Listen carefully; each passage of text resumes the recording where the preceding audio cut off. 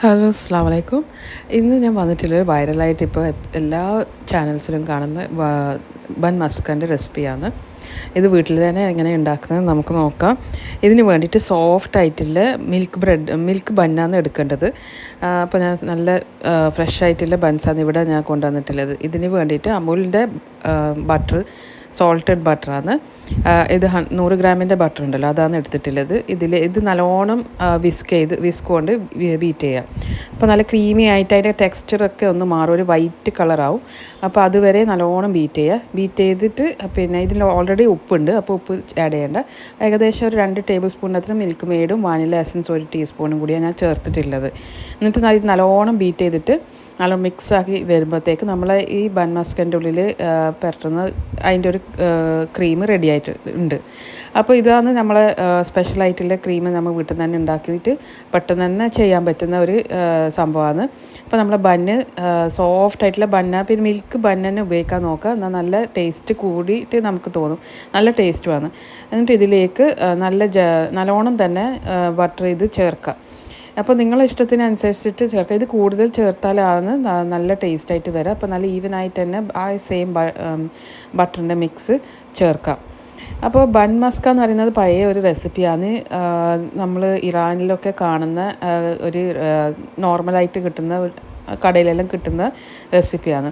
അപ്പം ഇതിങ്ങനെ ചേർത്ത് കഴിഞ്ഞാൽ ഉള്ളിലെല്ലാം അതിൻ്റെ ബണ്ണിൻ്റെ ഉള്ളിലെല്ലാം ക്രീമൊക്കെ ചേർത്തില്ലേ ബട്ടറിൻ്റെ, അപ്പോൾ അത് പുറം ഭാഗം കുറച്ചൊന്ന് ജസ്റ്റ് ഒന്ന് ചൂടാക്കാൻ മാത്രം. ജസ്റ്റ് ഒന്ന് ആ ബട്ടർ ഒന്ന് ബണ്ണിൻ്റെ പുറം ഭാഗം ബട്ടർ ഇതേ സെയിം മിക്സ് തന്നെ ഒന്ന് പരട്ടി കൊടുക്കുക. എന്നിട്ട് എല്ലാ സൈഡും ഒന്ന് ജസ്റ്റ് ഒന്ന് ചൂടാക്കിയാൽ മാത്രം മതി, ഓവർ കുക്കാകണ്ട.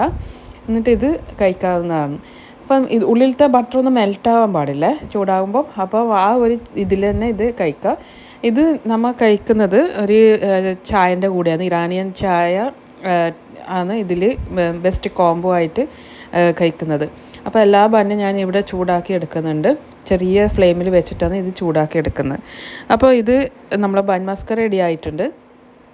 ഇത് ഭയങ്കര ടേസ്റ്റാണ്. എല്ലാവരും തീർച്ചയായിട്ടും ട്രൈ ചെയ്തിട്ടുണ്ടാവും എന്ന് വിചാരിക്കുന്നു. കാരണം ഏകദേശം ഒരാഴ്ചത്തോളമായി ഇത് വൈറലായിട്ട് കിടക്കുന്നത്.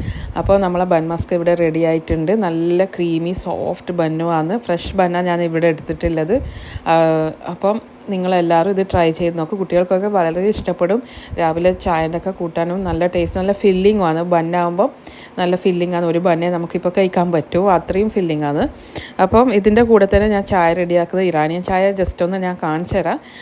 1/2 കപ്പ് വെള്ളം എടുത്തിട്ടുണ്ട്. പിന്നെ നമ്മൾ ഏത് തേയിലാണ് യൂസ് ചെയ്യുന്നത് അത് യൂസ് ചെയ്യാം. എന്നിട്ട് അത് കുറച്ച് നല്ലോണം സ്ട്രോങ് ആയിട്ട് തന്നെ തിളപ്പിച്ചെടുക്കാം. അതിൻ്റെ കൂടെ തന്നെ ഏലക്കായ് ചതച്ചതും ഇട്ട് കൊടുക്കുന്നുണ്ട്. അപ്പോൾ ഇതിൻ്റെ ചായ എന്ന് പറയുന്നത് ഇത് കഴിഞ്ഞാൽ ചെറിയ തീയിൽ വെച്ചിട്ട് അതൊന്ന് കവർ ചെയ്ത് വെക്കാം. പിന്നെ 1/2 ഗ്ലാസ് നല്ല കട്ടിയിലെ പാലിലേക്ക് കണ്ടൻസ് മിൽക്ക് 1 ടേബിൾ സ്പൂണിൻ്റെ അത്ര ഒഴിച്ചിട്ട് അത് നല്ലോണം ഇളക്കി കൊടുക്കുക. നല്ല കട്ടിയിലെ പാലിരിക്കണം, ഫുൾ ഫാറ്റ് ക്രീമില്ല പാലാണ് ഞാൻ ഇവിടെ എടുത്തിട്ടുള്ളത്. അപ്പോൾ ഇത് നല്ലോണം തിളച്ച് വരുമ്പം നല്ലോണം മിക്സാക്കി കൊടുക്കാം. പഞ്ചസാര വേണമെങ്കിൽ ഇടാം, നിങ്ങളടുത്ത് കണ്ടൻസ് മിൽക്ക് ഇല്ലെങ്കിൽ. എന്നിട്ട് നമ്മൾ ആദ്യത്തെ ചായ ഉണ്ടല്ലോ, കട്ടൻ ചായ മാത്രം അതിൽ ഒഴിച്ചു കൊടുക്കുക. എന്നിട്ട് നമ്മൾ പാല് അത് ഗ്ലാസ്സിലേക്ക് തന്നെ മിക്സാക്കി കൊടുക്കുക. ഇതാണ് ഇറാനിയൻ ചായൻ്റെ ഒരു പ്രത്യേകത.